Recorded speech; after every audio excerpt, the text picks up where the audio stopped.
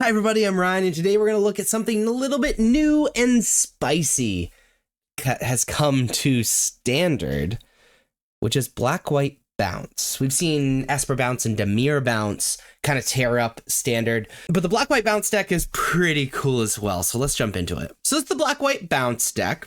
Essentially, it's just a Black-White mid-range deck that's playing Nurturing Pixie and a bunch of cards that they can return to their hand to get a little bit more value out of. That's honestly the long and short of it. As far as the lands go, it's just Black-White lands, playing a few man lands and Restless Fortress, being a Orzhov land that you can pay 4 mana for to have it become a 1/4 white and black nightmare creature until end of turn, having it still a land. And when it attacks, defending player loses 2 life and you gain 2 life. And Soulstone Sanctuary, which comes in untapped and is a colorless land. You can pay 4 mana to have this land become a 3/3 creature with vigilance and all creature types, and it's still a land. Notably, not until end of turn it stays a creature. Other than that, it's just straight up Black-White lands.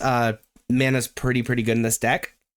This deck is centered around this card, Nurturing Pixie. Nurturing Pixie is a 1/1 with flying for 1 mana. When it enters, return up to 1 target non-fairy, non-land permanent you control to its owner's hand. If a permanent was returned this way, put a +1/+1 counter on Nurturing Pixie. So essentially, this is a 2/2 for 1, where you can return all these other permanents that have awesome enter the battlefield effects and essentially reset them. For example, Grimbauble. Grimbauble is a 1 mana artifact. When it enters, target creature an opponent controls get -2/-2 until end of turn, and we can pay 3 mana, tap it, and sacrifice it to Surveil 2. So it is a great removal spell, and then also filters our draws, and it can be returned with Nurturing Pixie. Playing 4 Hopeless Nightmare, it's a 1 mana enchantment. When it enters, each opponent discards a card and loses 2 life, and when Hopeless Nightmare is put into a graveyard from the battlefield, scry 2. This allows you to attack their hand, and again can be recurred with Nurturing Pixie. We're playing a Tiny Bones Joins Up. It's a legendary enchantment. When it enters, any number of target players each discard a card, and whenever a legendary creature you control enters, any number of target players each mill a card and lose 1 life. That part doesn't really matter. However, it's kind of just Hopeless Nightmare number 5. Hashtag mathematically perfect. We're playing 4 Get Lost. Get Lost is just our pretty unconditional removal, destroying a creature, enchantment, or planeswalker. Its controller creates 2 map tokens. The map tokens don't really matter. It's just having that removal is super important. We're playing 4 Momentum Breaker. It's a 2 mana enchantment with Start Your Engines. And whenever it enters, each opponent sacrifices a creature or a vehicle of their choice. Each opponent who can't discards a card. And you can pay 2 mana to sacrifice the enchantment to gain life equal to your speed. So it can attack their hand, but also it's just like another removal that can be recurred with Nurturing Pixie. We are playing a Nowhere to Run. Kind of like Grimbauble, it's a removal that can be recurred with Nurturing Pixie. It's a 2 mana with Flash. When it enters, target creature an opponent controls gets -3/-3 till end of turn. And creatures your opponent control can't be the target of spells or abilities as though they didn't have hexproof. Ward abilities of those creatures don't trigger, which is sometimes relevant, but a little less relevant than just the -3/-3 that can be recurred. Playing 2 Lauren of the Third Path, 3 mana, 2/1 with Vigilance. When Lauren of the Third Path enters, destroy up to 1 target artifact or enchantment, and you and each opponent each draw a card if you tap it. Again, that is another thing that can be recurred. That is just great artifact and enchantment hate.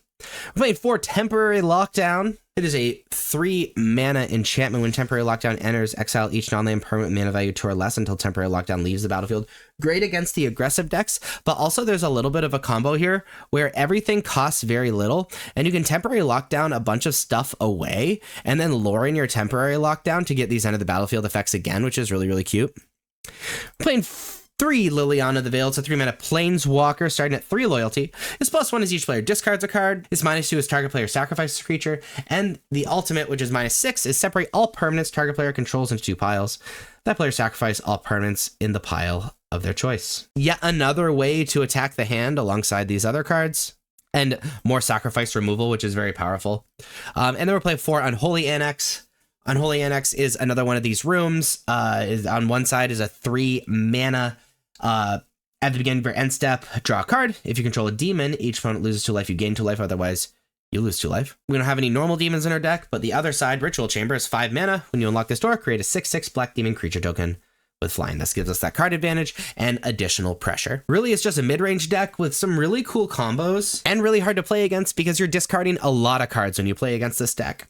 As far as the sideboard goes, we're playing Rest in Peace. When it enters, exile all graveyards. And if a card or token we put into the graveyard from anywhere, exile it instead. It's just our graveyard hate. We've already talked about Lauren. It's just artifact enchantment hate, just Lauren 3 and 4.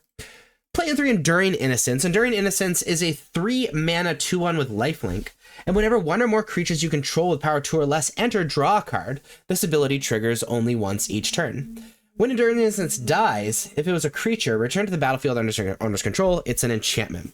Big reason we'd play Enduring Innocence is if we're playing against a deck that is looking to outcard us and we feel like we need to draw more cards. So these super, super long games, we can cast Enduring Innocence and then draw cards off of our Nurturing Pixie and Lauren and even Beza and Tiny Bones out of our sideboard. Playing 2 Beza, the Bounding Spring. This is a 4 mana 4/5. When it enters, create a treasure token. If opponent has more lands than you, gain 4 life. If opponent has more life than you, create 2 1/1 blue fish creature tokens. If opponent controls more creatures than you, and draw a card if an opponent has more cards in hand than you. Great against these mid-range decks, great way to catch up against aggro decks, and great way to draw more cards against like control decks and continue with our outcard our opponent's plan. We're playing 3 Cut Down, 1 mana instant, destroy target creature with total power and toughness 5 or less. This is mostly our answer to these aggressive decks.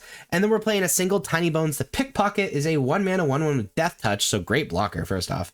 And whenever Tiny Bones Pickpocket deals damage to a player, you may cast target non-land permanent card from that player's graveyard, and mana of any type can be spent to cast that spell. This is really good against decks that we again really need to outcard. Because casting our opponent's cards is pretty powerful. So very often, these Tiny Bones and Enduring Innocence sort of coming together because, they combo off of each other just a little bit. But that is the Orzhov Bounce deck in Standard. If you like this video, please be sure to like and subscribe. Check me out on social medias. Links are above me and in the description. Thank you so much for watching. I'll see you next time. Bye-bye.